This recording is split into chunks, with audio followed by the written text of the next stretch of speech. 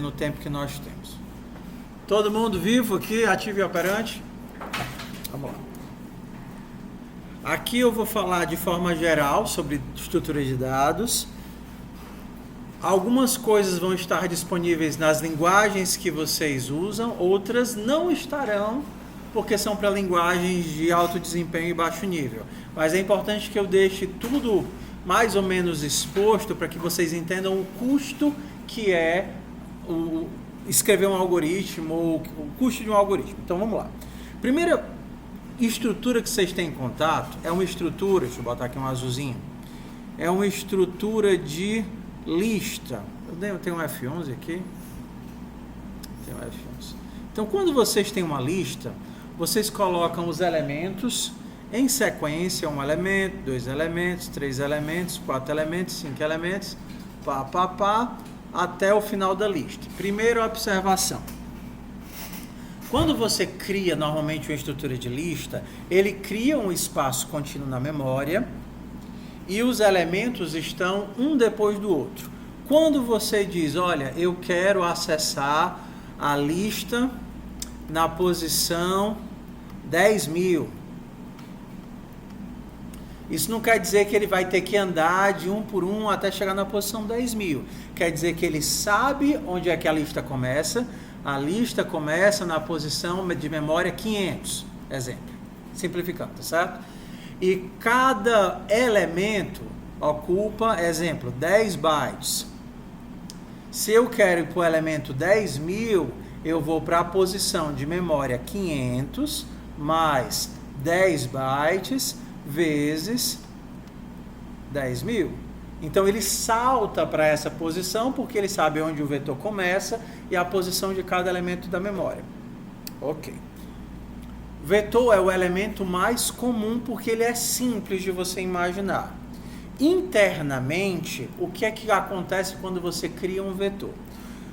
Você cria ele normalmente vazio, tá certo? Vamos prestar atenção, que isso aqui é importante. E aí quando você faz um append ou um add, a própria estrutura, o próprio compilador vai gerenciando esse espaço interno. Porque esse espaço tem que ser, entenda, contínuo na memória. Daqui a pouco a gente vai entender as exceções. Mas aí ele pega e insere um elemento. Ok, aí você vai lá, desloca ele um pouquinho para a esquerda. Você não faz isso, mas o compilador faz. E aí bota um elemento aqui dentro. Aí você quer inserir outro elemento. Ops, não cabe outro elemento. Então ele pega, puxa um novo bloco, cria um novo bloco de memória, copia esse teu elemento, agora você tem um bloco de memória onde cabem dois elementos. E adiciona esse novo elemento nesse bloquinho de memória. Acho. Daqui. Aí você quer inserir um novo elemento. Cabe aqui? Não, está lotado. Então, cabiam dois. O que normalmente as linguagens fazem é, não cabe mais no bloco de dados que eu tinha. Ele cria um novo bloco de dados de tamanho 4, agora cabe em 4. Só que aí você coloca o primeiro que você tinha, você copia para cá, o segundo que você tinha, você copia para cá, o terceiro, que era quem você ia adicionar, é colocado para cá, e você tem um espaço de folga. A gente tem dois nomes que a gente dá para representar isso daqui. Uma é o tamanho, é o size. O size representa a quantidade de elementos que eu tenho na minha estrutura. E o segundo é a capacidade, capacity, que representa a quantidade de elementos que eu consigo colocar na estrutura antes que eu precise redimensionar. Então, com essa estrutura aqui, eu tenho tamanho 3 e capacidade 4. Vocês não enxergam isso porque vocês estão só jogando. Mas quando você tem que fazer algo que você precisa de desempenho, normalmente se você quer inserir 1.000 elementos, você aloca logo um bloco de 1.000 elementos e depois você preenche todos eles. Normalmente as linguagens, elas já te dão ferramentas para isso. Exemplo, se você está lá em Go, você faz um make, eu quero um vetor de inteiros já alocado, pré-alocado para 1.000 elementos. Se você está lá em C++, você cria o teu vetor de inteiros, vet, e aí você diz, eu quero reserve. Eu quero 1000 elementos. Cria logo espaço para 1000 elementos. O vetor está de tamanho 0, ou seja, não foi colocado nenhum, mas já está pré-alocado 1000 elementos. Por que eu pré-aloco? Para evitar desse jogo de adiciona mais um, fiz o append, ele, opa, mais um ainda cabe. Então o que é que eu faço? Coloco bem aqui. Adiciona mais um, ainda cabe no bloco que eu tinha?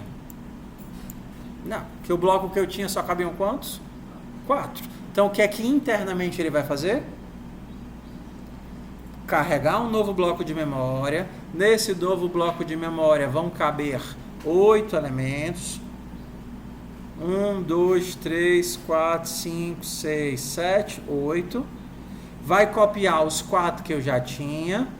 1, 2, 3, 4. E vai colocar o 5º elemento, que era quem ele queria colocar. 5. Então agora, qual é o tamanho do meu vetor, o size dele, o length dele? 5. Mas qual é a capacity, a capacidade dele? 8, ok? Internamente a estrutura faz isso. Porque a estrutura não tem como adivinhar quantos elementos você vai colocar, a não ser que você diga. Então, quando você está lá em JavaScript, Python e tudo mais, ele faz isso daqui. O que é o problema do vetor? Eu primeiro vou falar da vantagem e depois do problema. Quando você tem uma linguagem de alto nível, uma linguagem de script como Node ou como Python, o que é que a gente tem? Cada elemento desses normalmente não é um elemento real, ele é uma referência para algum local. Então quando você está lá no seu JavaScript aqui, peraí que tem alguma coisa me perturbando aqui, acho. Deixa eu tirar isso. Pronto. Quando você está aqui no Node.js e você faz um vetor de textos, uma lista nomes, é uma lista de textos que vai ter banana, uva, chiclete e Cheetos.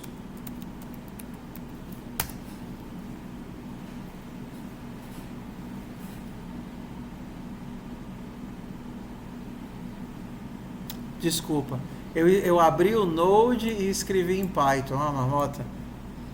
Eu estou dentro do Node.js. Pera, eu escrevi errado. Pronto.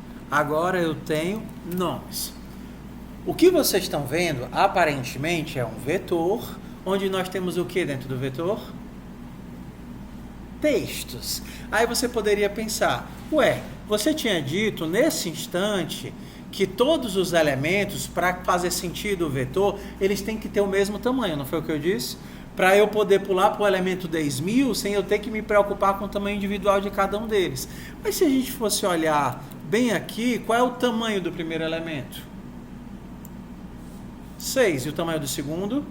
3. O tamanho desse daqui? 7. Então não faz sentido. O meu vetor, na verdade, ele guarda o quê? Endereços de memória. E endereço de memória é um tamanho constante. Então, a primeira posição que o vetor realmente guarda é o endereço de memória, que guarda o conteúdo banana. A segunda posição aponta para o endereço de memória, que guarda o conteúdo uva. E por assim vai. Terceiro, quarto, quinto. Então, a gente tem um vetor de tamanho fixo, que guarda em cada posição deles o endereço de memória, ou seja, a referência de um objeto. Ok? Vamos para o próximo pulo do gato. Isso porque nós estamos lidando com linguagens que não se preocupam com desempenho.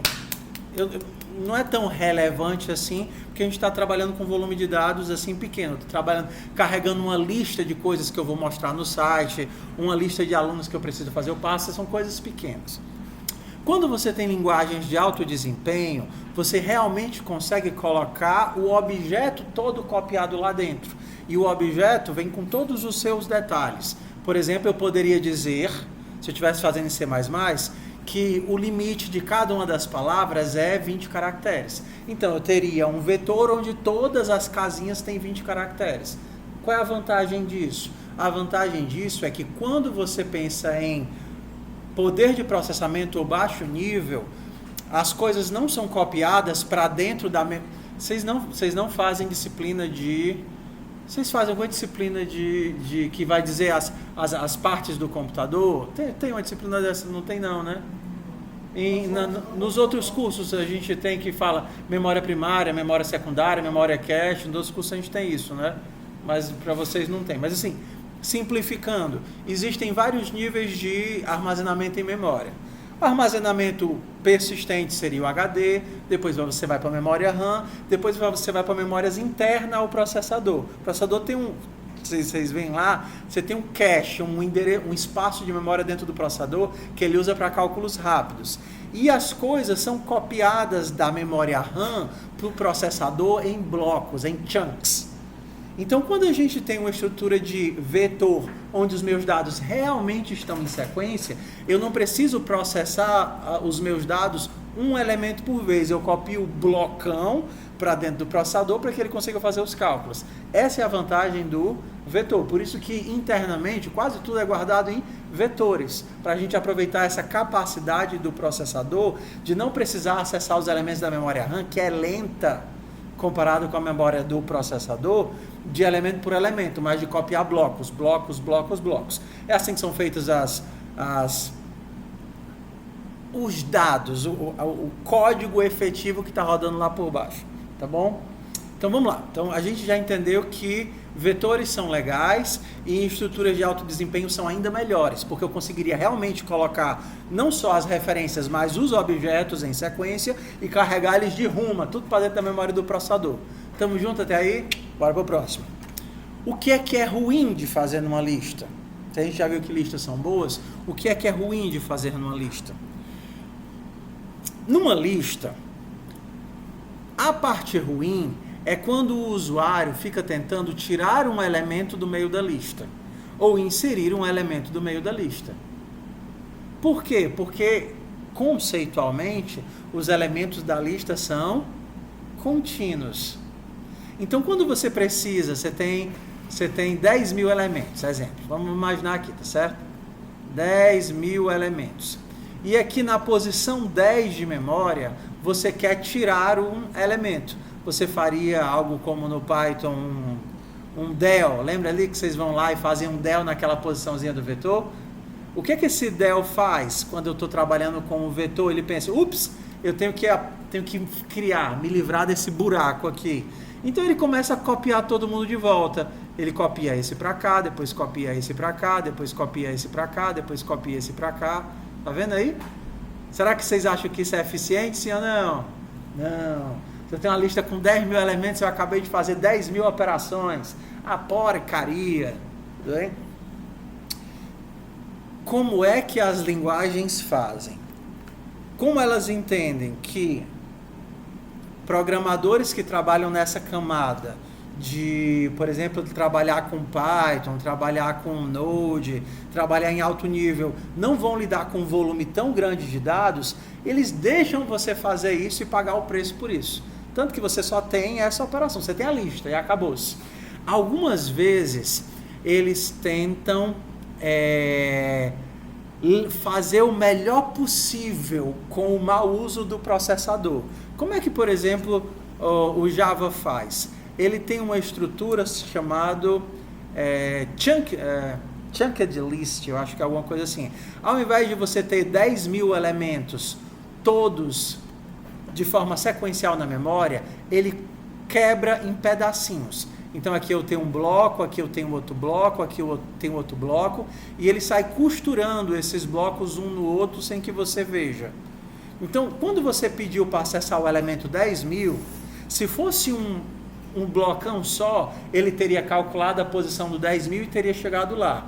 Mas como é um chunked list, é um monte de pequenos vetores, ele pensa, ok, passando do primeiro bloco de 100 elementos por segundo, já andei 100, agora andei mais 90, agora andei mais 160. Ele vai dando saltos até chegar no elemento que você quer. Isso é ruim?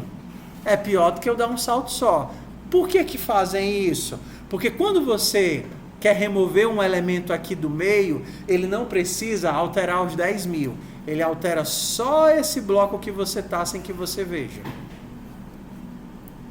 Então, Qual é a vantagem? Por que eu estou dizendo tudo isso? Para vocês entenderem custo. Se eu estou numa lista e você precisa lidar com um volume insignificante de dados, tudo bem remover do meio. Remover do meio de uma lista de 10, 100, 200 elementos é insignificante. Agora, se você faz isso o tempo todo, você está num loop fazendo isso o tempo todo, aí você já tem um gasto muito alto. Quais são as estruturas que permitem que você insira e remova do meio sem custo ou com um custo insignificante? São as estruturas ou baseadas em lista, linked list, lista ligada, ou as estruturas baseadas em buffer circular. Então, bora lá. Numa lista ligada, que no Java você teria com o nomezinho de linked list, como é que ele faz? Foca aqui, pessoal. Foca aqui. No vetor, o elemento ele está dentro de um blocão contínuo de memória. Na lista ligada, eu sei onde é que começa a lista. Ok, a lista começa na posição 700 de memória. E na posição 700 de memória, eu tenho a anotação de onde está o primeiro elemento. Aí eu quero chegar no quinto elemento. Para chegar no quinto, eu tenho que sair do primeiro para o segundo. Aí no segundo eu descubro que o próximo elemento está na posição 900. Aí eu vou do primeiro para o segundo, depois do segundo para o terceiro. Agora esse daqui está na posição 300. Esse daqui está na posição 650. Esse daqui está na posição 320. Cada bloquinho desse está numa posição diferente da memória. Qual é a vantagem? Se eu quiser simplesmente remover esse cara aqui, o que é que eu faço? Basta eu dizer, ei, a sequência desse cara estava no 300, mas agora a sequência dele vai estar onde?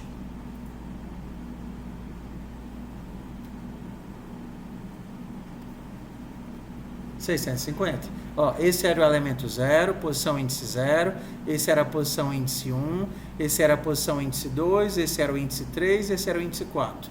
Se eu quero remover o elemento 2, quem é que vai ficar na posição dele? O elemento 3. Então, se no elemento 1 eu dizia que o próximo era o 300, e eu quero remover o cara que está no 300, basta eu fazer o quê? Ei, elemento 1, o seu próximo não é mais o 300, vai ser quem? 650. Eu faço uma costura local, 650. Qual é a vantagem de uma lista ligada? De um linked list? A vantagem é que inserir ou remover no começo, no meio ou no fim é trivial. É uma operação que tem o custo de uma ação. E qual é a desvantagem óbvia que eu tenho aqui? Se eu quiser chegar no elemento de posição 100, o que é que eu tenho que fazer? Ir do primeiro para o segundo, do segundo para o terceiro, do terceiro para o quarto, do quarto para o quinto. Eu não consigo mais saltar para o elemento 100, porque eu não sei cadê o elemento 100. Só quem sabe cadê o elemento 100 é o elemento 99. Então a gente tem essa costura elemento por elemento. Isso a gente chama de lista ligada. E esse é o princípio de algumas estruturas legais, como estruturas de árvore, certo? No Python, por incrível que pareça, não existe linked list nativo. O que é que o Python faz? Olha aqui o macete como é legal. O Python diz, não, quem vai trabalhar com a gente não precisa de uma estrutura dessa não. É só o vetorzão normal e seja feliz. Porém, se você quer uma ideia de fila, entra de um lado e sai do outro, ou entra de um lado e sai do outro. Vocês fizeram atividade dessa, não foi? Na verdade, várias atividades dessa, porque uma atividade dessa é algo extremamente comum. O tempo todo você está lidando com estruturas que você tem entrada e saída. Você normalmente não precisa ficar mexendo no meio. Mas, por exemplo, você imaginar um buffer de vídeo. Está chegando o vídeo e você está consumindo o vídeo. É o tempo todo acontecendo isso. O próprio pula-pula que vocês fizeram, a fila do banco que vocês fizeram, é tudo um esquema de entra por um lado, eu tenho manipulação nas pontas. E olha que legal essa ideia de usando vetores para resolver a questão das posições. Faz de conta que eu tenho um vetor de um tamanho razoável. Exemplo, 100 posições, tá certo? Exemplo de 100 posições. Vetorzinho. Insiro o primeiro elemento. Insiro o segundo elemento. Insiro o terceiro elemento. Insiro o quarto elemento. Insiro o quinto elemento. Remover o quinto elemento é dispendioso? Não. Remover o quinto elemento é só remover ele. Eu não mexo com a estrutura dos outros. Então eu inseri mais um aqui. Inserir no fim, vocês entenderam que tanto inserir no fim quanto remover do fim é trivial. Custo trivial. Qual é o jogo aqui? Eu vou fazer o seguinte, ó. Ao invés de imaginar que o começo do vetor é realmente o começo do vetor, eu vou anotar onde o vetor começa. O vetor atualmente está começando onde? Aqui. Cabem quantos elementos no total? 100 elementos. Atualmente tem quantos? 1, 2, 3, 4, 5, 6. Então, na hora que eu quiser remover o primeiro elemento que entrou, basta eu fazer o quê? Ei, agora a fila começa aqui. Então, fazendo isso, eu consigo inserir lá no finalzinho, tá vendo? Ó? Inserir mais um, inserir mais um, inserir mais um. Remover do começo. Posso remover do começo? Posso. É só fazer assim. Agora ele começa aqui. Removi mais um do começo. O que é que eu faço? Agora ele começa aqui. Removi mais um do começo. Agora ele começa aqui. E se eu quiser adicionar mais alguém no começo, o que é que eu faço? Quero adicionar mais alguém no começo? Eu boto o cara antes desse e digo que agora ele começa aqui.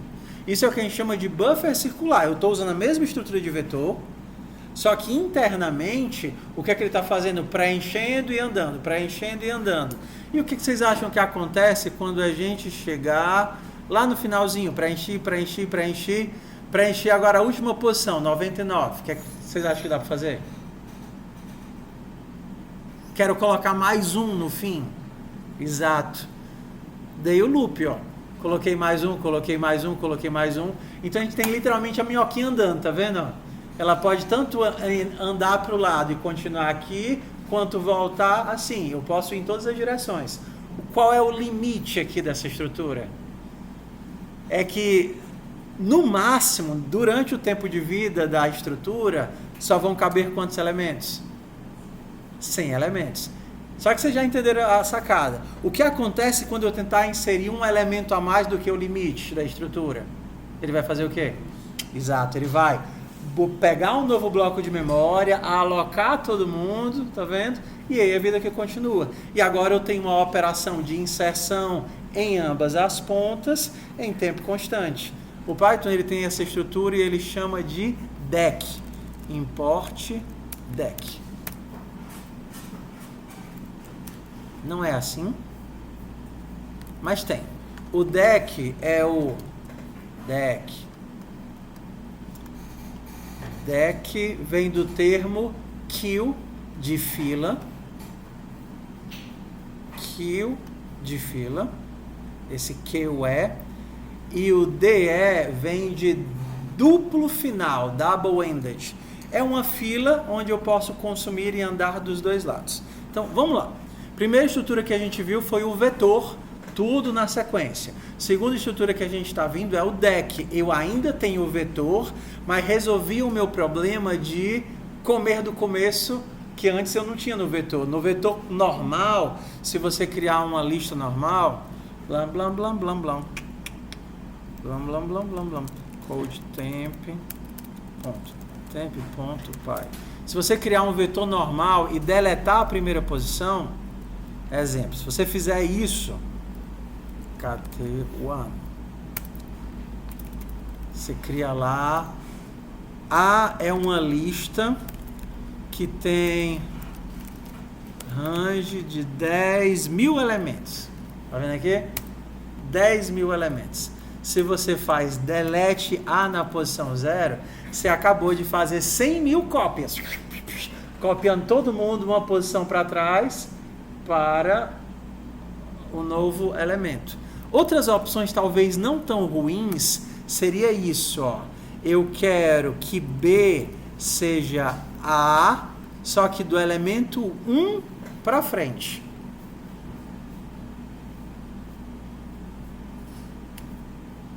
B é o A que eu tinha, só que eu estou ignorando qual elemento?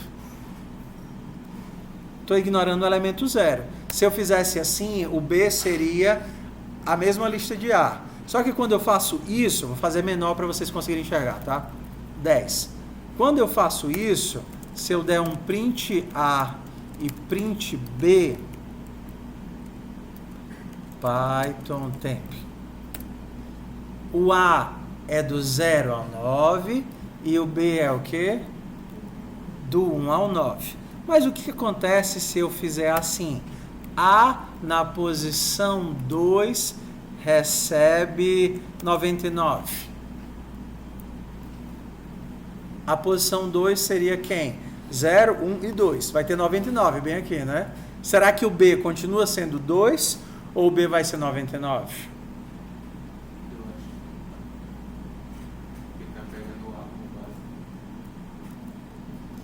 Ó, na teoria eu já copiei o B aqui quando eu fiz a alteração do A.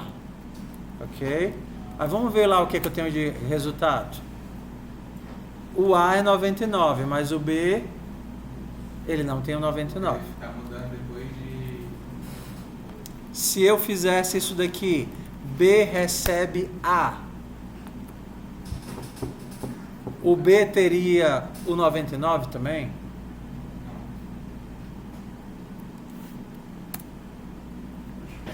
Oxi, oxi, oxi. Quando a gente faz isso, a gente não está criando uma cópia, a gente está só copiando a referência. Então, B e A são a mesma lista. B...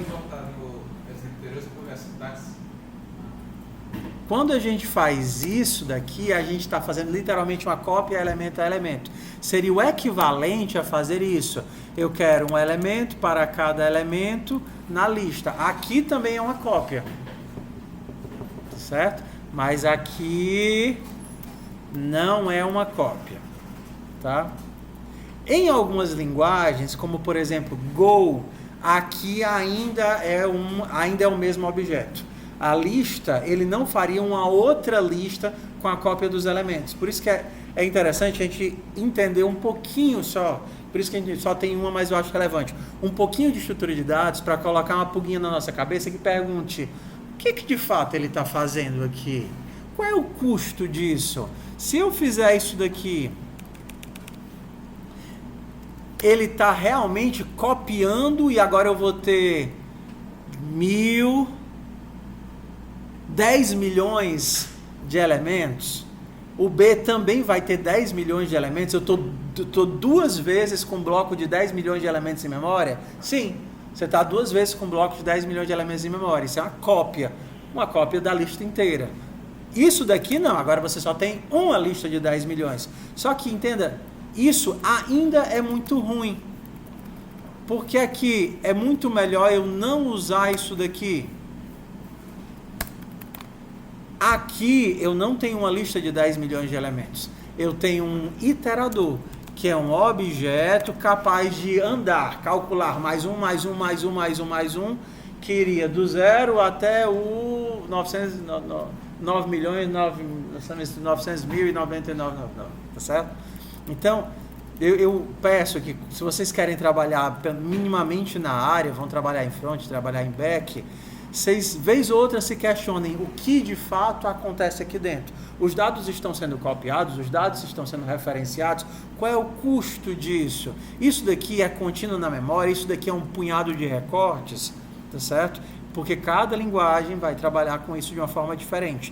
Eu lembro de um programador que era da monitoria, ele foi para a empresa, meu Deus, eu não lembro o nome dele, ele trabalhava comigo na monitoria, eu perguntei como é que é aí na empresa e tal, ele disse, não, eu cheguei aqui, eu peguei logo a parte de fazer umas otimizações no site da gente. Antes o site demorava sei lá, 5, 10 segundos para carregar, porque tinha um monte de consultas mal feitas ao banco, um monte de estrutura de dados ineficientes para carregar e colocar os elementos. Aí a primeira coisa que eu comecei a fazer foi um monte de otimizações, e a gente baixou de 10 segundos para menos de meio segundo. Então, assim, não é só usar os dados de qualquer forma. As coisas têm custo. E acreditem, projetos crescem numa velocidade maior do que a gente gostaria, tá bom? Então, vamos lá, continuando aqui a nossa ideia. Se você precisa, se é só mesmo para encher os dados e usar, ótimo, tanto faz, usa a tua lista mesmo. Se você já precisa inserir e remover de forma contínua, aí você pode procurar estruturas como DEC, né, um Double-Ended Queue, ou então uma lista ligada. Esqueci, como é que importa DEC? Pronto, From Collections Import DEC. Pronto. Eu tenho opções de inserir de um lado e tenho opções de inserir do outro, tá vendo? Na lista normal, você só tem o append para colocar na esquerda. Você tem o append, e como é que eu tiro do final? Pronto, remove. Não é o remove, é pop. Na lista normal você tem adicionar no final, que seria o append, e o retirar do final, que seria o pop. Num deck, que ele é feito para ambos os lados, você tem o append left e o pop left, para colocar dos dois ladinhos. Tá? Vamos para a próxima estrutura de dados, que vocês vão usar o tempo todo para o resto da vida. Segunda estrutura de dados se chama hash. Na verdade, ela não se chama, porque normalmente ela é implementada como um hash, mas vocês não a usam diretamente. É a estrutura que faz a base dos dicionários e dos mapas. Como é que ela funciona? Visual. Bora nós aqui. Hash. Pronto, hash table.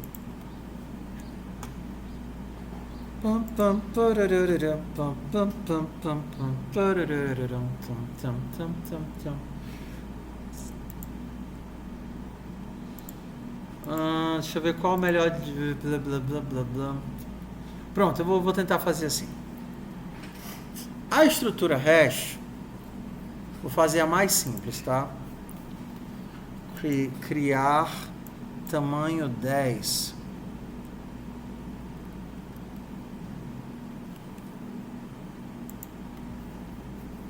Tá. A estrutura hash mais simples, ela ainda é um vetor, lembre, vetores são muito eficientes. Só que, ao invés de colocar o elemento numa posição fixa, eu não me preocupo com a posição, eu não defino a posição que o elemento vai ser inserido. A minha pergunta é, esse elemento está na tabela ou não está na tabela? A minha pergunta não é em que posição ele está, isso não é importante para mim. Quando você pensa num vetor, o fulano está depois do cicrano, que está depois de não sei quem, a posição deles é relevante. Tabelas hash são estruturas de consulta. E a pergunta que eu faço é, esse elemento existe ou não existe? E eu quero que isso seja eficiente.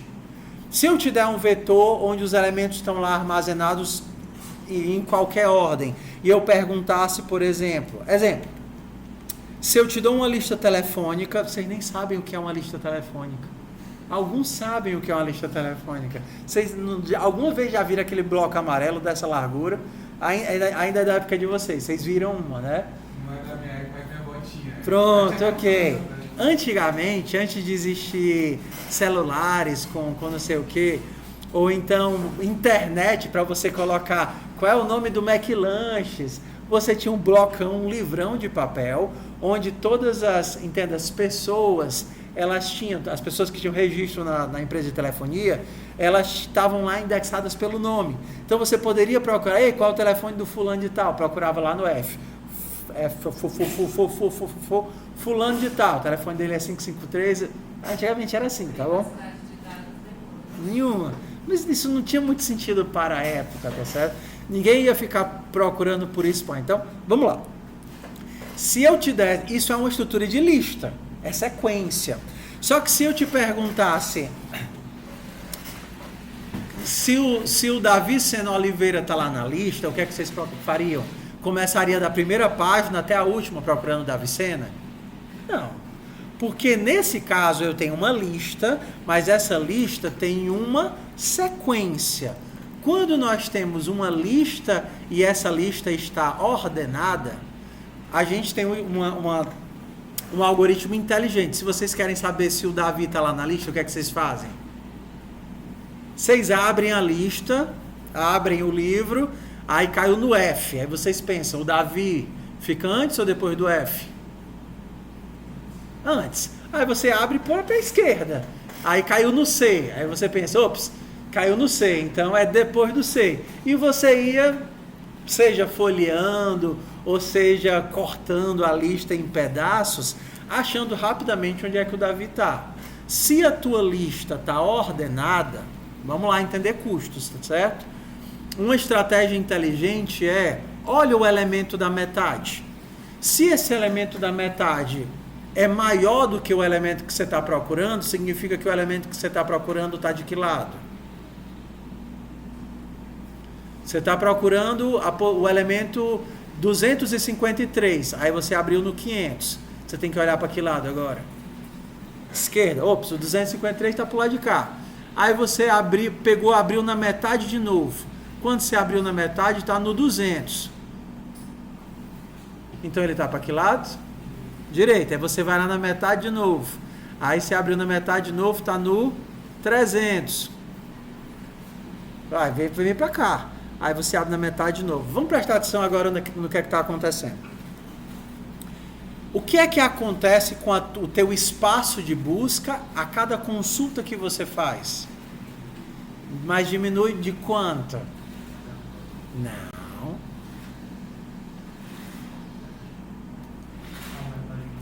Da metade.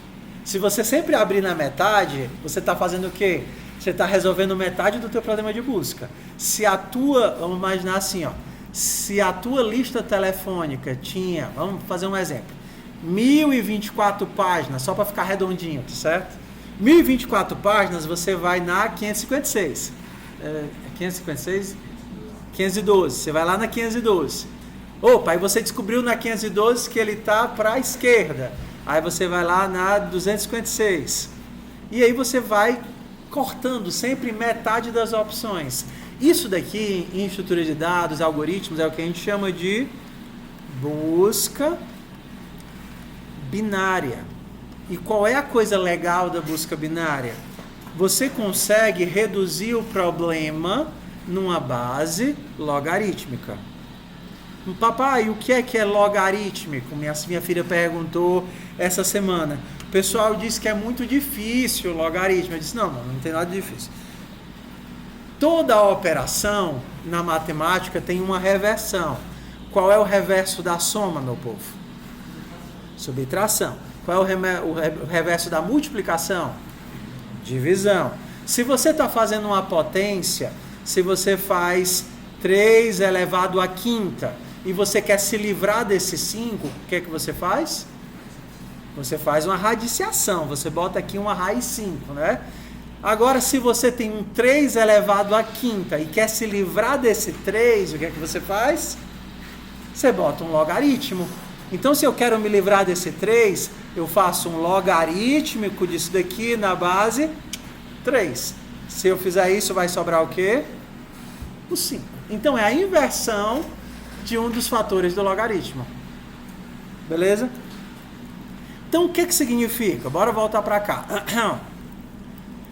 Se eu te pedisse para procurar, ao invés do nome da pessoa na lista telefônica, e eu dissesse a seguinte coisa, ei, pega esse livro de 1024 páginas e procura quem tem o telefone 25432219. Quem tem esse telefone? Qual vai ser a tua estratégia?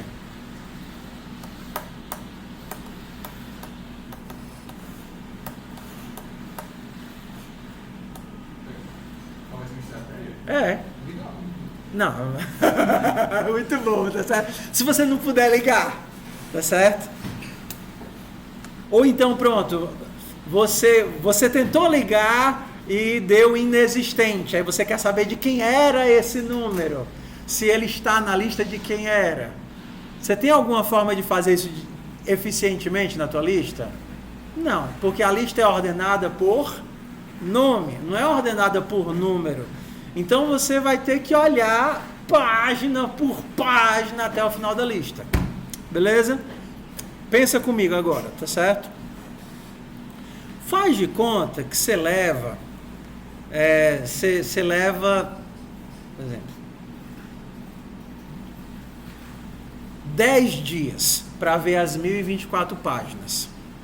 Se eu te desse uma lista com o dobro do tamanho, qual seria a sua estimativa de tempo para procurar um número numa lista que tem o dobro do tamanho?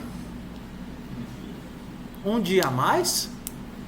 Se para ver as 1024 páginas você levou 10 dias, se você dobrar o tamanho da lista, você vai precisar de quê? Quantos dias a mais? 10 dias a mais, porque a tua busca é sequencial. Beleza? Tudo bem até aí? Ok.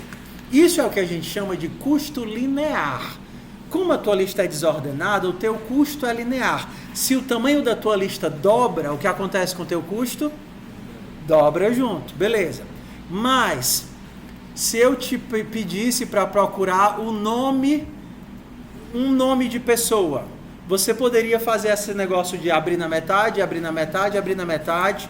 Se para achar uma pessoa você levou 10 segundos, exemplo aqui, tá certo? A tua lista tinha 1024 páginas. E aí você levou 10 segundos para achar o nome da pessoa. Só para a gente arredondar a conta.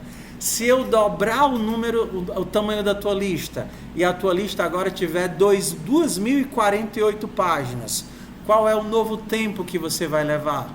20 segundos? Bora, pensa. Agora o teu algoritmo não é mais linear. Você está abrindo, olhando, e toda vez que você abre, você quebra o teu problema na metade. Você tinha 1024 páginas, precisou de 10 consultas. Agora o teu problema dobrou de tamanho, tem 2048 páginas. Qual o tempo que você estima que vai precisar? Perfeito, 1 segundo a mais. Porque lembra que agora o teu problema você resolve em uma consulta? A cada consulta que você faz, o teu problema cai pela metade. Entenda assim, se você tinha 1024 páginas, efetuou 10 consultas e levou 10 segundos, a gente tem um custo aí de uma consulta por segundo. Se o teu problema vai dobrar de tamanho, você vai precisar de uma consulta a mais. E se ele dobrasse de novo? Uma consulta a mais. Então, se ele tivesse aí, entenda, se ele tivesse aí 1000 vezes 1000, 1 milhão de páginas, você precisaria de 20 segundos. 1 milhão de páginas, 20 segundos, porque a cada 1 segundo o teu problema cai pela metade. Isso é o custo de um problema logaritmo. Lembra? 10 elevado a, por exemplo, 2 elevado a 10. Não foi isso que eu tinha?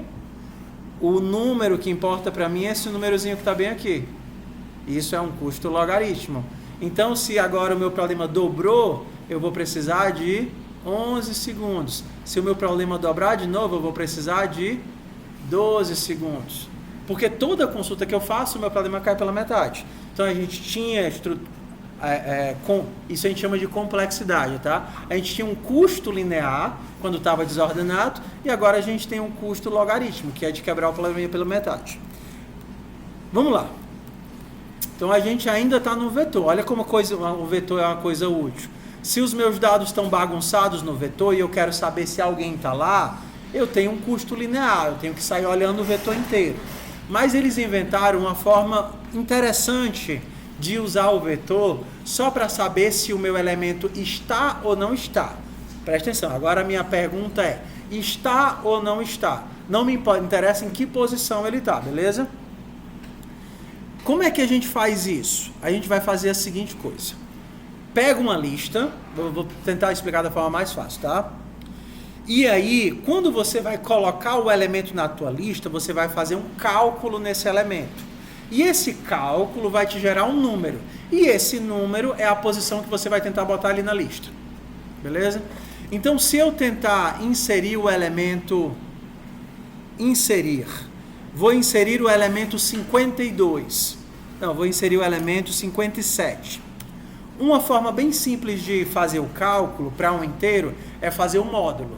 Qual é o tamanho, qual é a quantidade a capacidade da nossa lista aqui? 10 elementos, vai do 0 ao 9. 57 módulo 10 vai dar o resto da divisão de 57 por 10. O resto da divisão de 57 por 10. Bora, povo, tá gravando, vocês estão passando vergonha na gravação. 7. O resto da divisão, se eu divido 57 por 10, dá 5 e sobra 7. Então, ele pensa, beleza, eu quero colocar o 57. Eu tenho 10 elementos, vou calcular 57, resto da divisão por 10 vai dar 7. Então, eu vou colocar em qual posição do vetor? 7, beleza? Se eu quiser saber se tem o 57, em que posição eu vou procurar? Na 7. Eu faço o cálculo, que a gente chama de cálculo hash, para saber na posição que ele deveria estar. E penso, ok, se o 57 existir, ele vai estar na posição 7. Ok, posição 7, beleza, achei. Tabela hash é isso. Eu tenho uma chave que poderia ser um inteiro. Para cada tipo de dados, eu vou ter uma métrica diferente para calcular a chave. Exemplo, para o inteiro, eu pego o módulo pelo tamanho. Para um float, eu pego, tiro a parte fracionada, esqueço a parte fracionada e faço o módulo. Para string, eu somo o código ASCII de todo mundo e faço o módulo. Eu tenho uma forma de fazer um cálculo que vai me jogar para algum local. Mas vamos lá. E se eu quisesse colocar o 37, ele iria para qual posição? 7 também, só que o 7 já tem uma pessoa. Isso a gente chama de colisão. A tabela hash é uma tabela que faz um cálculo e lida com colisões. Ops, já tem alguém no 7. E aí existem várias estratégias de colisão. A primeira e mais simples é, pega o primeiro espaço livre que tiver na frente. Qual é o primeiro espaço livre que tem? 8. Então o 37 vai para a posição 8. E aí eu vou gerenciar esse processo de colisões, seja para fazer a busca ou seja para fazer uma deleção. Se eu quiser saber se tem o 47, eu procuraria em qual posição? No 7. Só que ele também pode estar em outros lugares além do 7, não é verdade? Porque pode ser que teve uma colisão, ele não coube no 7, então ele ter sido jogado por 8 ou ter sido jogado por 9. Então o gerenciamento de colisão é, rapaz, procura no 7 e nos seguintes até achar um buraco. Quando você achar um buraco, você descobriu que o cara não estava ali. Tudo bem? Então pronto, isso é uma tabela hash. Existem outras estruturas de tabela hash, como por exemplo essa daqui. Olha como é que essa daqui funciona. Toda vez que acontece uma colisão, ao invés de colocar para trás, onde é que vocês acham que ele está colocando? No final da lista. Então, se eu tentar colocar aqui o número 7, o número 7 iria para a posição 7. Só que o 7 já tem o 83, então ele vai colocar o 7 depois do 83. O tratamento de colisão dele é essa. Então, no fundo, a gente tem um vetor que guarda as cabeças de uma série de listas ligadas para eu encontrar os elementos na lista ligada. Tudo bem? Então, é usando tabela hash que você tem estruturas de dicionários. O que vocês usam como dicionários, ou então o que o JavaScript chama de map, é uma estrutura de tabela hash. E o que é que ele faz? Ele associa a cada chave dessa um valor que está pendurado. Então, o valor ele não serve para nada. O valor ele é só o payload. Ele é a carga que está sendo carregada pela chave. E aí a chave, que normalmente é um primitivo, um inteiro, um string, um float, alguma coisa assim, é o que está sendo usada para eu achar rapidamente se o meu elemento existe ou não existe dentro da estrutura. Nem tudo é perfeito. Qual é a desvantagem de uma tabela hash? A desvantagem da tabela hash é espaço. Se você precisa guardar 1000 elementos, quantos blocos de memória você precisa? 1000 bloquinhos em sequência para guardar 1000 elementos. Mas se você quer ter uma tabela hash para 1000 elementos, eles não podem estar tudo grudadinho um do lado do outro da tabela hash, que senão você teria tanta colisão que gastaria muito tempo procurando. Então você acaba precisando de um espaço maior, o dobro, o triplo de memória RAM, para poder ser eficiente, ou seja, fazer o cálculo, cair num local, lidar com a colisão e achar o teu dado que você está procurando. Tamo bem? Tudo bem aí? Tudo bem, Fernando? Tudo bem, Égida? Estamos acompanhando? Tudo bem, Daniel? Então pergunte, homem. Não, homem, não. A única aula de estrutura de dados que tu vai ter na tua vida, cara de estilito azedo tu não vai ver esse conteúdo nunca mais na tua vida, a não ser que você vá atrás de um curso só para isso, que é muito difícil. Então, assim, estou permitindo que vocês tenham o mínimo de percepção de como os dados são armazenados, o custo, complexidade, e vocês não vão ver que na área de vocês. Oi? Tem disciplina de estrutura de dados 1, estrutura de dados 2, projeto de análise de algoritmo, tem um monte de disciplina para a área. Estou condensando o quê? O essencial para você pelo menos entender que tem alguém falando alguma coisa. O cara é assim, eu uso aí um hash table. Aí você, hash table, um vetorzinho que calcula, joga em algum canto e lida com colisões. Pelo menos o mínimo para não ser considerado ignorante você tem. Ok, um hash table é eficiente para poder achar e saber se existe ou não existe. Mas a ordem não é importante porque eles podem cair em qualquer posição. Beleza? Então vamos lá. Vamos recapitular o que foi que a gente já viu de estrutura, certo? Então a gente começou pelo velho array,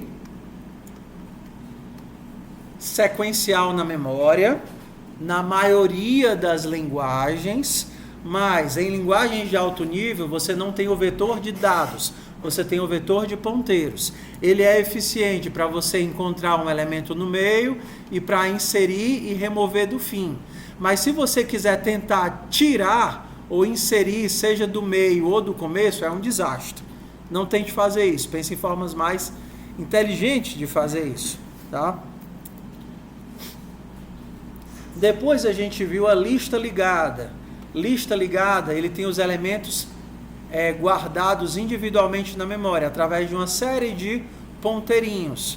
A diferença é que para chegar num elemento do meio, eu tenho que navegar um por um. Mas depois que eu chego no elemento que eu quero, inserir ou remover no meio ou nas pontas é trivial porque é só um ajuste de ligações, né? Uma costurinha. Depois a gente foi para busca binária, que usa um vetor, mas mantém os elementos em ordem. Se os elementos em ordem, eu posso resolver o problema comendo pelas metades. Aí a gente entendeu a diferença de custo ou complexidade linear. Qual é a ideia do custo linear? O problema dobra, o custo dobra. E no custo logarítmico, ou a complexidade logarítmica, se o problema dobra, o meu custo não precisa dobrar junto, né? Ele segue o logaritmo. A gente teria um outro que a gente chama de custo constante. Custo constante é o custo que acontece quando não está relacionado ao tamanho do problema. Acessar um elemento no meio de uma lista é um custo constante. Eu calculo o índice dele, pulo para a posição dele e resolvido. Saber inserir um elemento na tabela hash? É um custo constante. Eu calculo a posição que ele deve cair, jogo ele e lido com a colisão, mas ainda é constante, não está relacionado ao tamanho dos dados. Tudo bem? A gente tem o linear e o logaritmo. Vamos para as próximas estruturas. Tá? É comum vocês terem estruturas baseadas em árvores. E vocês vão ver isso em algum lugar, acreditem. Estruturas baseadas em árvore. Seja quando estiverem fazendo a disciplina lá de programação em Java, vocês vão ter o tree map e o tree set.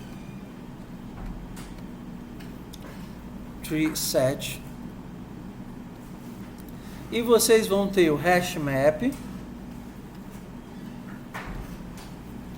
e o hash set. Vamos entender a diferença entre esses dois carinhas aqui. Java, C++ e vários outros. Mapas e conjuntos, tá vendo aqui? Mapas e conjuntos, eles são internamente a mesma coisa. Qual é a diferença? Quando você tem mapas, vocês utilizam chaves para guardar valores. Então, por exemplo, você tem o mapa A é igual a um dicionário, pronto. Você usa as chaves, o A, o B e o C, para guardar valores. Quando você tem um conjunto, C é um conjunto. Você só tem as chaves. Vamos olhar para cá? Ó. A diferença de mapas e conjuntos é essa. No conjunto, você só tem as chaves. Para que serve um conjunto? Para você saber se uma coisa existe ou não existe dentro de uma lista. É a tabela hash, tá certo? E para que existe o dicionário? É a tabela hash, mas pendurado em cada elemento você está guardando alguma coisa. Guardando um objeto, por exemplo. Existem estruturas que não têm conjuntos, porque entendem que conjuntos e dicionários são a mesma coisa. Então, se você está programando em Go, por exemplo, você só tem o dicionário. E o que eles fazem é, tudo bem, então se eu quero guardar uma lista só de nomes, eu vou fazer um dicionário de string para vazio. Você bota assim, o A existe, o B existe e o C existe. Isso é um dicionário de verdade. Eu estou interessado em guardar os inteiros e para lembrar dos inteiros eu uso as chaves e aqui é um conjunto. O conjunto eu só quero saber se a coisa está ou não está. E só. Esse elemento, esse CPF está ou não está na lista? Eu tenho um monte de CPFs, 1 milhão de CPFs que eu quero cancelar. Ao invés de colocar esse CPF num vetor, para o tempo todo ficar pesquisando esse CPF está ou não está no vetor, que é infrutífero, eu coloco esse CPF em um conjunto. E internamente, esse conjunto que vocês estão vendo, que é uma estrutura onde não tem repetição e é fácil de eu adicionar e saber se existe, internamente isso é implementado com que estrutura? Um hash table. Tudo bem? Tudo bem? Então, a tabela hash é uma estrutura que você não manipula ela diretamente. Ela é a base que fornece a funcionalidade. Em algumas estruturas de dados, em algumas linguagens, você vai ter uma outra base que fornece os mesmos comportamentos. Então eu vou ignorar aqui o set, que vocês já viram que o set e o mapa é a mesma coisa. Mapa é dicionário. A diferença é que no set eu não tenho um valor agregado, só quero saber se o elemento está ou não está. E no mapa eu uso a chave para recuperar alguma coisa. Então vamos lá. Quando eu tenho um mapa, uma árvore, eu tenho uma estrutura que é da seguinte forma. Bora lá. Vamos voltar para o problema da busca sequencial, tá certo? Eu tenho os elementos numa lista em ordem. Eu tenho o 1, o 5, o 6, 12, 17, 23, 37. E eu quero lhe perguntar, ei, o 13 existe nessa lista? Como a lista está ordenada, o que você pode fazer? Olha para o elemento do meio, o 13 é esse cara? Não. Olha para cá, o 13 é esse cara? Não. Olha para cá, o 13 é esse cara? Não. Tem mais alguém para pesquisar? Não. Então acabou-se, tá certo? Isso é muito eficiente. A gente tem um custo, que vocês viram que é um custo de logarítmico. O que é o problema disso daqui, que é maravilhoso, lindo e perfeito? O que acontece quando você quer inserir alguém? Você está dentro de um vetor aqui, concorda? Então, quando você quer inserir alguém, o que você tem que fazer? Abre um buraco aqui, significa, eu queria botar o 13 aqui, lascou. O que é que você tem que fazer? Você tem que copiar, né? Copia o 37 para frente, copia o 23 para frente, copia o 17 para frente, criou um espacinho aqui, bota o 13. Okay? Busca binária, fantástico. A gente vai ter uma implementação de dados que é equivalente, não tão boa quanto a busca binária, mas ela ainda permite que eu faça buscas eficientes. Então faz de conta que aqui você tem o 20. O 20 vem aqui para o 10 e vem aqui para o 30. O 10 vem para o 6 e vem aqui para o 12. O 6 vem para o 3 e vem aqui para o 7. O 12 vem para canto nenhum. O 12 vem aqui para o 17.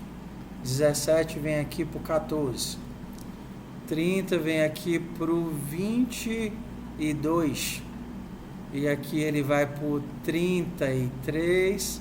E aqui ele vai para o 31. Só de olhar para a forma como os dados estão organizados, vocês conseguem entender alguma regra para as coisas existirem aqui?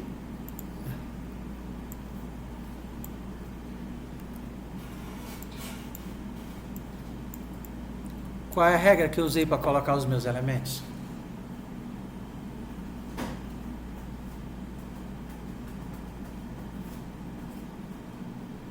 Não os números em si, poderiam ser outros números. Não é uma obrigação de ser esse número, tipo, por que aqui é 10 e aqui é 30? Não é isso. Qual é a relação que tem entre os números da esquerda e os números da direita?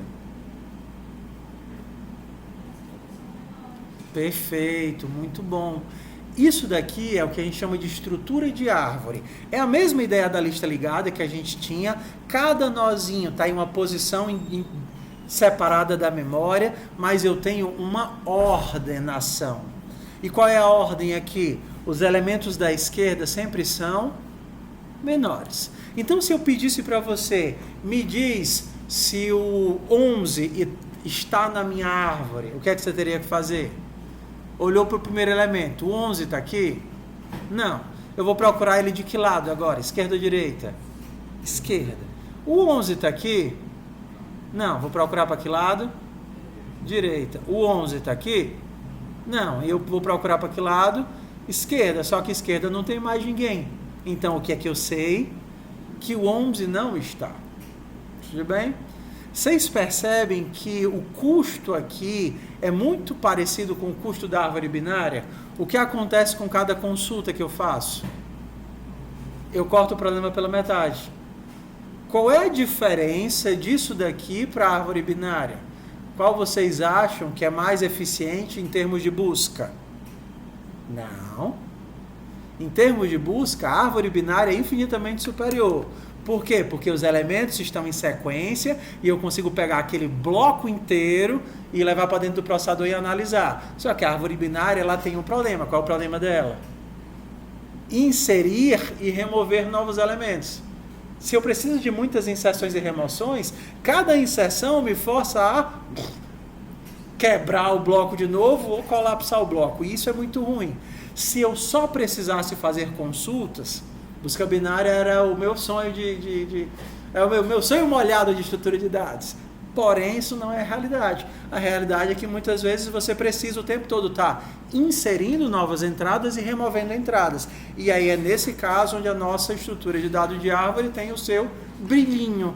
Ela ainda tem um tempo de busca logaritmo, cada consulta quebra na metade, porém inserir e remover agora é muito mais fácil, porque os elementos estão separadinhos. Se eu não precisasse da ordenação, você está vendo que os elementos estão ordenados, concorda? Se eu não preciso da ordenação, qual é o melhor? Tabela hash ou árvore?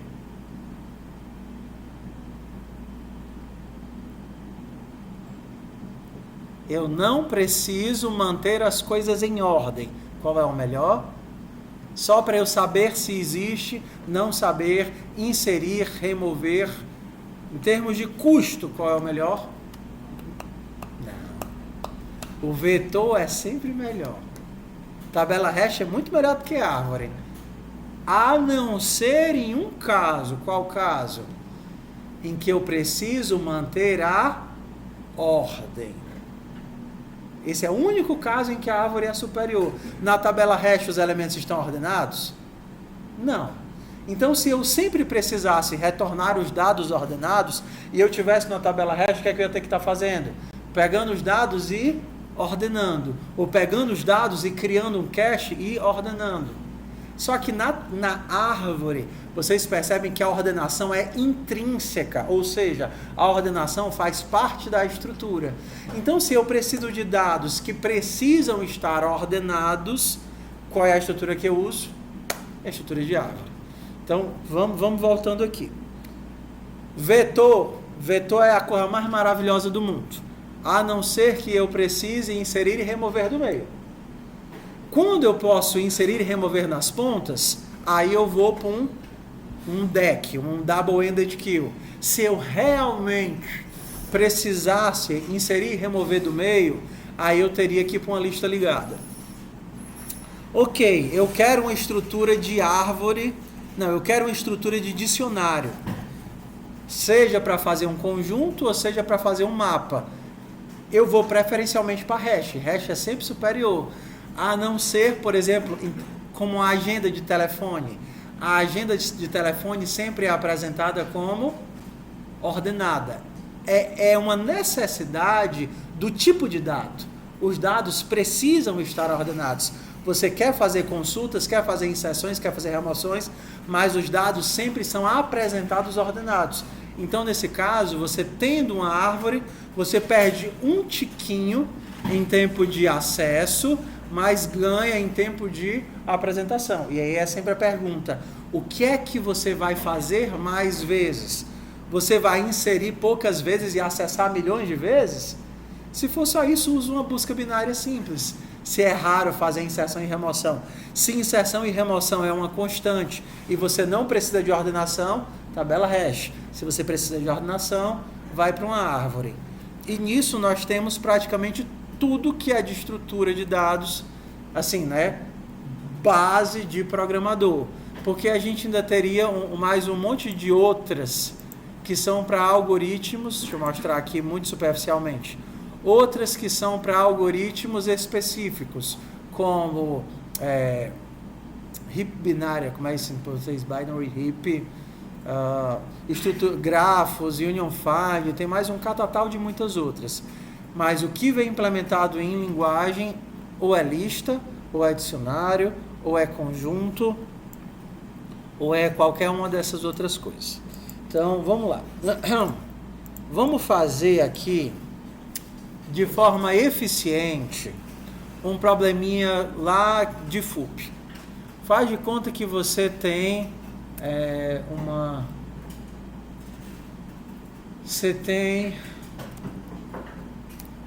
deixa eu ver aqui.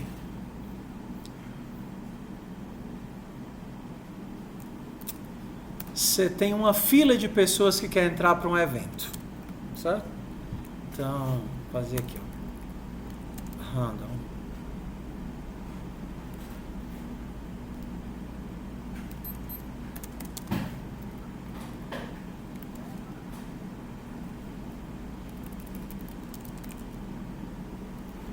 Pronto, você tem uma lista de pessoas que está indo para um evento. Você tem 2, 3, vamos ver aqui quantas pessoas. Pessoas. Número de pessoas, bora fazer assim, ó. Número de pessoas. Vamos ver, deixa eu deixar vocês sentirem aí meu computador chorar.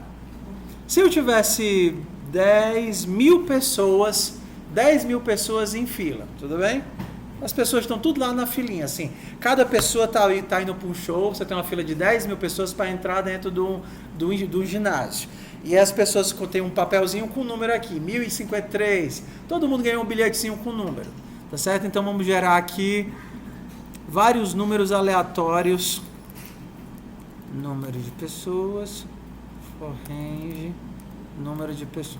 Então acabei de gerar aqui uma fila com 100 mil pessoas, beleza? Só que você descobriu que uma certa quantidade de pessoas não são pessoas reais, são mochilas, são alienígenas, são qualquer coisa que não é uma pessoa real. E aí você recebeu os números dessas pessoas que você tem que tirar da fila. Você tem que tirar os falsos, mas você tem que manter a ordem das pessoas que estavam legalmente na fila. Estão entendendo qual é o problema até aí? Beleza. Então, os removidos, número de removidos. Vamos fazer de conta que metade são falsos, tá certo? Se eu tinha 100 mil verdadeiros, 50 mil removidos. E aí eu vou criar aqui uma lista dos falsos. Lista dos falsos. Pronto. Criei aqui uma lista de falsos. Então vamos entender aqui o que é que a gente tem de problema até agora, para a gente perceber a necessidade de fazer direitinho a estrutura de dados. Então você tem várias pessoas, certo? Uma lista aqui de várias pessoas. E você tem que, essas pessoas têm números diversos, e você recebeu um papelzinho com o número de 50 pessoas, 500 pessoas, sei lá, que você tem que tirar. Então você tem que ir de um por um. Ei, deixa eu ver se você está na minha lista dos falsos. Né? Sai daí, você está na lista dos falsos. Não, você é verdadeiro, você é falso. Ups, sai daí da lista dos falsos. Entenderam qual é a ideia? Beleza. Então, você está lá, você está aprendendo FUP, aí você vai fazer o quê? Deixa eu calar o Copilot aqui. Copilot, cala a boca aí, Copilot. Cala a boca aí, Copilot. Não dá spoiler, não. Aí você pega o que você aprendeu em FUP, aí você faz assim. Você vai assim feliz. Ué, eu tenho que ir andando, na verdade, até o final da fila, tirando os falsos. Então você começa pensando na posição, eu vou começar na posição 0. Aí, enquanto eu não chegar no final da fila, enquanto o meu índice for menor do que tamanho de fila, do que o tamanho da fila, você faz o seguinte, você tem que olhar para a pessoa, quem é a pessoa? Fila na posição índice, não é assim? Aí você tem que saber se ela é falsa. Então você vai perguntar, será que esse cara está na lista dos falsos? Será que ele está na lista dos falsos? Isso daqui faz uma busca. Pega esse valor e sai varrendo esse vetor todinho. Tá aqui, chega até o final. Se tiver na lista dos falsos, o que é que você tem que fazer? Tirar ela da lista original. Como é que você tira no Python? Faz um del, né? Assim? Del, fila na posição, index. Se você removeu o elemento da posição 100, você pode passar para a posição 101 ou não? O que acontece na hora que eu removo o elemento da posição 100? O cara da posição 101 voltou para 100. Então eu não posso ir para o próximo índice ainda, não é verdade? Quando é que eu vou para o próximo índice? Quando o cara não for falso, né? Então, se eu removi o cara, eu não ando. Eu fico no mesmo lugar. Mas se eu não removi o cara, o que é que eu faço? Índice mais 1. Beleza, algoritmo? Beleza? Então, vamos entender aqui o custo das coisas, tá certo? Isso daqui vai fazer você percorrer a lista inteira, concorda? Ok? Então você vai ter N passos, imaginando que são N pessoas na lista. Você vai ter que olhar todo mundo. Só que agora você tem isso daqui, na verdade, ó, esse daqui de baixo. Esse daqui de baixo vai percorrer toda a lista de falsos para saber se o cara está na lista de falsos. Só que isso daqui também não é ordenado. Então a gente tem por volta também do tamanho da lista de falsos. N passos. Só que o que acontece quando você manda apagar um elemento do meio do vetor? Você move o vetor inteiro, né? Então aqui você também tem N passos. Olha o custo disso daqui. Esse while faz um loop rodando esse if, e esse if roda esse del. Então aqui eu vou ter N para todos eles, e nos casos que for mais N, então aqui eu tenho 2N vezes N. Aqui eu tenho N ao quadrado. Horrível, horrível, horrível, horrível. 2N ao quadrado. Vamos ver até quanto de tamanho o meu computador consegue fazer em um segundinho. Removidos, eu vou colocar número de pessoas sobre 2. Então vamos testar esse daqui. Python temp.py. Ué. Ah, tá. Eu preciso de divisão inteira. Então, 10.000 ele faz rápido? Ixi, vou ter que baixar 10.000. Nem 10.000 faz. Vamos começar com 1.000. Vamos ver quanto tempo ele faz 1.000. 1.000 ele fez sucesso. 10.000. Também moleza. 100.000. Olha. 100.000 já é o limite aqui. Nem vai voltar.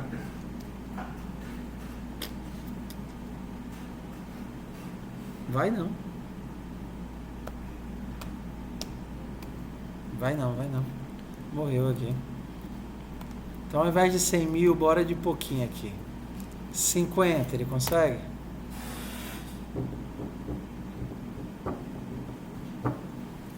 Não. 40. Vocês veem como ele estoura rápido, né? Vai não. Aí foi, né? Levou 4 segundos aqui. Então o limite ainda dentro do tolerável é 40 segundos. O que a gente pode melhorar aqui? Coisas assim possíveis de serem melhorados. Eu ainda preciso ver todas as pessoas para saber se eles são falsos ou não? Preciso. Eu tenho que analisar de um por um. Mas, na hora de saber se essa pessoa é falsa, eu preciso percorrer um vetor desordenado para saber se ela é falsa? Não. Como é que eu posso fazer isso de forma eficiente? Uma estrutura eficiente para fazer consultas? Seria um dicionário, né? Um dicionário, um conjunto, alguma coisa assim. Então eu posso fazer o seguinte, ó. Eu vou fazer um falsus dict, um falso set, um conjunto com os falsos. Por quê? Conjunto de inteiro. Vai ser um conjunto com falso. Porque aqui eu tenho um vetor desordenado. Aqui eu tenho uma tabela hash. Lembra, conjuntos e dicionários e conjuntos, sets, são tabelas hash. Um unordered é uma coleção não ordenada de elementos únicos. Só que essa consulta é feita com tabela hash.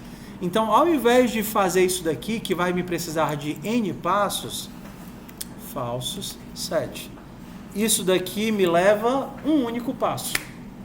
Então, eu não preciso mais fazer 50.000 operações para saber se esse cara está ou não está dentro da lista.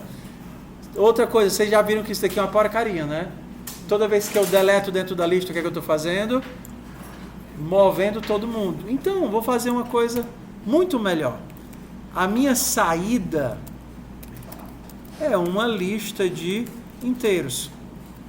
E ao invés de ficar alterando a original, que tem o tempo todo que fazer milhões de operações, eu simplesmente copio para a fila de saída.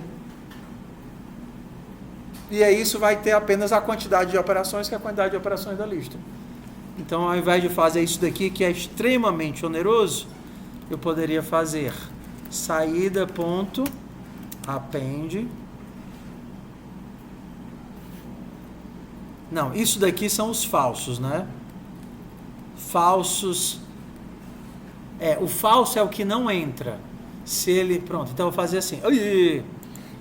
Eu quero os que vão entrar. Então, se esse cara é falso, eu vou para o próximo. Então, o meu índice aumenta. E aí, se ele não é falso, eu quero ele na minha fila de saída. Fila, posição, index. Aí ficou muito... Dava até para fazer logo um for aqui, né? Agora que eu não preciso mais do índice. Mas pronto. Isso me saiu de um n ao quadrado para um n.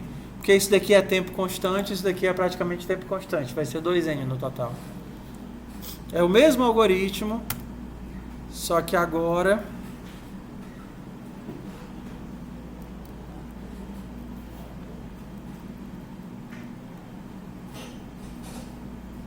Não.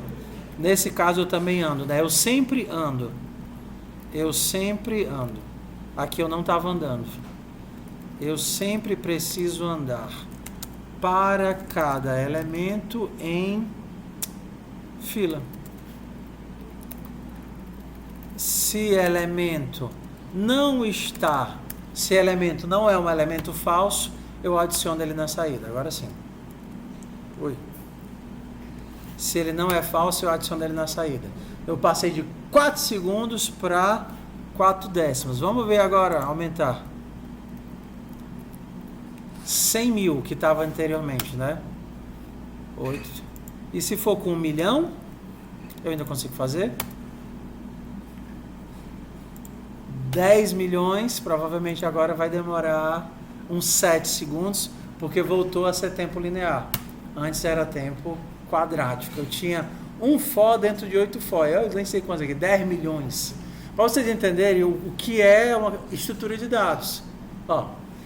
Se eu aumentar por 10 aqui, o que é que vai acontecer com o custo? Vai de novo aumentar por 10. Porque eu voltei a ter um problema de ordem linear. Isso daqui é linear, n passos. E esse daqui, todos os outros aqui é um passo. Um passo para fazer isso, uma ação, e aqui um passo, uma ação. Eu saí de n ao quadrado para n. Então, toda vez que eu dobrava, eu tinha um salto quadrático antes, agora eu tenho um salto linear. Se eu botar um zero a mais aqui, ele vai para 80 segundos ao invés de chegar no valor absurdo. Por isso que eu digo, eu sei que a aula de hoje é densa, mas eu prefiro compactar ela toda numa única aula do semestre e a gente ter a visão do todo de dicionários, filas, listas, árvores, mapas, conjuntos e tudo mais, entendendo pelo menos um pouquinho de cada coisa, né, para pelo menos sabendo que as coisas existem e despertar talvez o desejo de ter mais atenção quando vocês forem escrever algoritmo, quando vocês estiverem estudando linguagem. Tudo bem, meu povo? Então, nossa aula para por aqui.